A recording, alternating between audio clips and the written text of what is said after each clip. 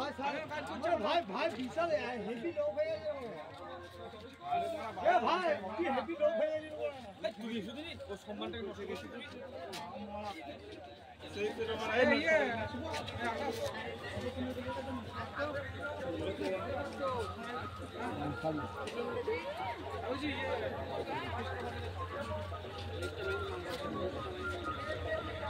মানে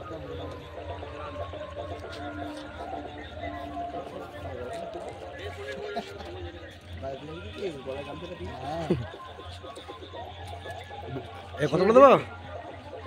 মালিকের সঙ্গে